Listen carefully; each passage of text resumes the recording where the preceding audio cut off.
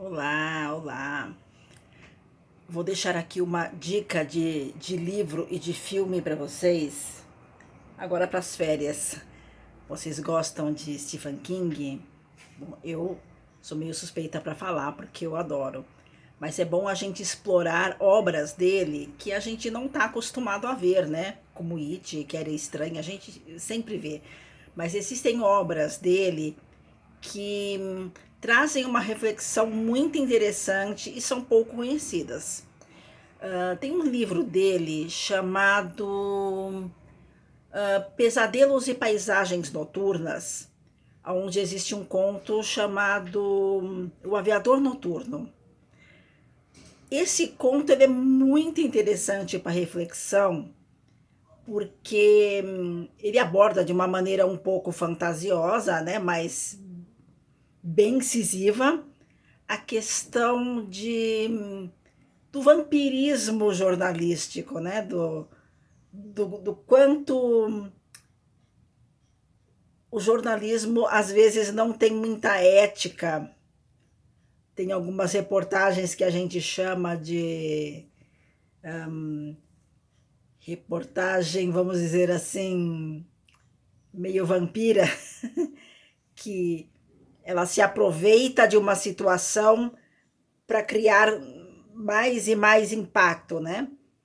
Bom, a história do aviador noturno, eu vou contar assim, bem breve, né? E vou tentar não deixar muitos spoilers para vocês poderem assistir. Quem gostar, claro, né? Conta a história de um jornal chamado Inside View. É um tabloide sensacionalista, tá? Que publica desde cachorros sensitivos, a invasão de alienígenas, baratas assassinas, bem sensacionalista mesmo. E o que é que o dono do jornal percebe, o Morrison, né? Ele percebe que as pessoas adoram esse tipo de história. E com isso ele conta com o jornalista principal dele, né? O Dietz. Ele não é um jornalista muito ético, né? Ele se aproveita da sensibilidade dos parentes das vítimas, ele manipula cenas de crimes ou de acidentes, ele não é nem um pouco sensível à situação que está envolvendo aquele crime ou aquele acidente ou aquela fatalidade. Ele simplesmente se aproveita da melhor maneira que ele pode, e ele sabe fazer isso muito bem, e ele envolve as pessoas naquela aura assim de mistério, né? E as pessoas ficam fascinadas, elas compram cada vez mais. E o Morrison sempre incentiva isso, porque para ele, que é o dono do jornal, isso é muito bom. Aí ele contrata uma jornalista mais nova, né, a Catherine. E ela, embora tenha entrado nesse jornal sensacionalista, ela é recém-formada, ela já tem uma certa ética e uma certa visão de procurar a verdade nisso tudo, né? Ela não, ela procura não explorar muito, vamos dizer assim, as coisas que fogem demais da realidade. Ela é mais pé no chão, né? E o Morrison promete uma reportagem para ela de um assassino chamado.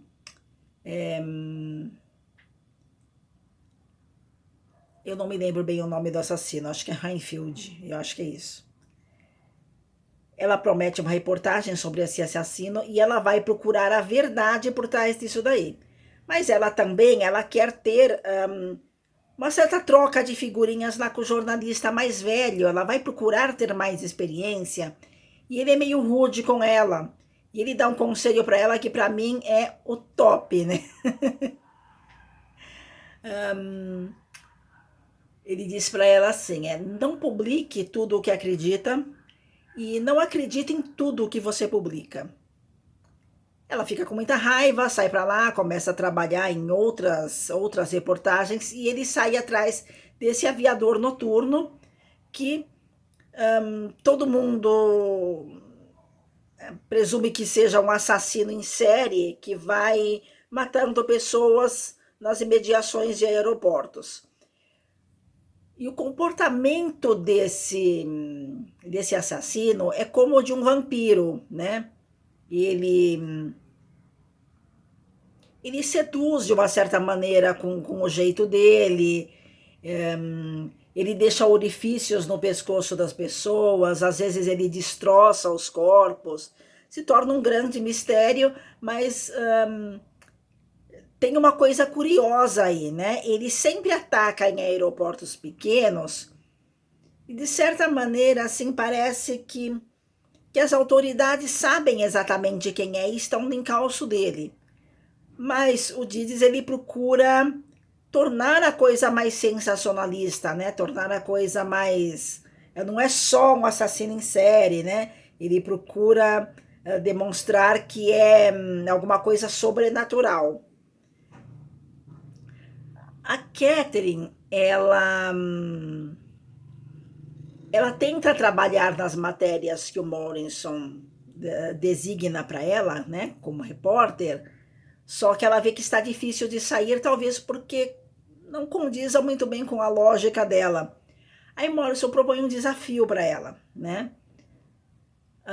Vai você, em vez do Dides, que ele tá demorando muito, né, para trazer a reportagem para mim, vai você atrás da reportagem, vai você atrás e trazer as notícias que me interessam.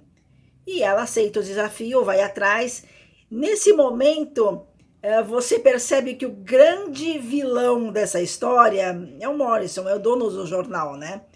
Porque é ele quem torce para que o aviador noturno mate mais gente, para que aconteçam muito mais tragédias, né? Porque as pessoas adoram isso e vão comprar muito mais. Ele é o verdadeiro vilão. E ele é que se nutre, né, dessa perversidade, dessa falta de ética, né, de alguns jornalistas do Inside View. Ela encontra o jornalista, ambos começam a trabalhar junto, só que chega ao ponto em que eles estão prestes a solucionar o caso e ele dá um golpe nela. Ele dá um golpe nela e tranca ela dentro do armário. E ela fala para ele, olha, você está deixando essa história consumir demais você, né? Você está deixando essa história transformar você. E ele vai atrás desse assassino, né, que ele julga ser um vampiro, que ele, na reportagem, ele faz questão de dizer para as pessoas que é um vampiro, é uma coisa anormal, né, uma coisa que não estamos acostumados a ver, porque isso vai vender mais, né? Ele vai até o aeroporto onde as pessoas estão e ele vê todo mundo morto. Há um momento que ele chega assim... Bom, aqui eu vou ter que contar um pouco do final, viu? Quem tiver interesse em ver o filme ou ler o livro, dá uma pausinha no vídeo. Bom, ele se encontra com o vampiro fala para ele, eu vou te mostrar um pouco do que é o inferno que eu vivo, né? O inferno é quando você faz das suas vítimas a sua alegria, né? Você é cada vez mais reconhecido pela desgraça do outro, né? E ele começa a alucinar, né? A ver as vítimas de acidentes que ele já fotografou, que ele já reportou, né? Ele começa a ver mulheres, bebês, homens, pessoas que ele estava muito mais preocupado em tirar uma foto, em adulterar as cenas do crime para parecer mais chocante aos olhos do público, né? ele não se dá conta nesse momento que talvez o aviador noturno seja um alter ego dele mesmo. Quando a polícia chega, né, porque a polícia já estava no encalço desse aviador noturno, não encontra o aviador noturno tendo matado todas as pessoas do aeroporto. Ele encontra o repórter, né? O repórter completamente alucinado, achando que a culpa é do aviador noturno. E ele é abatido, né, pela polícia. Aí eles perguntam para a repórter, eles perguntam para a Catherine se ela conhece aquele homem, né? Se ela fala, ele é repórter do Inside View, ele é o aviador noturno. Nisso ela se lembra da frase que ele disse, né? Não publique tudo o que acredita, não acredite em tudo o que publica. Realmente, ela sabia que tinha alguma coisa de diferente aí, alguma coisa querendo mostrar para ele, talvez querendo mostrar para o público que lê o livro ou que assiste o filme, que as pessoas que se nutrem desse tipo de coisa, né, desse tipo de notícia, uma hora se tornam a notícia. Quando você é muito aficionado, né, nessas notícias terríveis, em escárnio, em escândalos, em notícias de morte, né? Chega uma hora que você se torna a notícia e outras pessoas vão sugar o seu sangue como um vampiro faz, né? Porque o jornalismo que ele praticava era uma espécie de vampirismo. E a figura do aviador noturno, né, do vampirismo do aviador noturno, era, na verdade, o vampirismo que o próprio jornalista fazia. Esse é um livro muito, muito interessante do Stephen King, eu gosto muito dele. Aliás, se vocês puderem, assistam também A Tempestade do Século. Também tem uma pegada mais profunda do que simplesmente a história de um ser que vem para levar uma criança, né? Vocês vão perceber que o Lenoge, né, o personagem da Tempestade do Século, ele já escolhe a criança logo no início.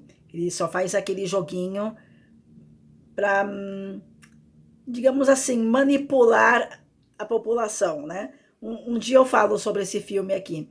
Os livros de Stephen King, tem alguns livros que são muito interessantes para você abordar questões muito mais profundas do que simplesmente a narrativa do filme, né, ou do livro.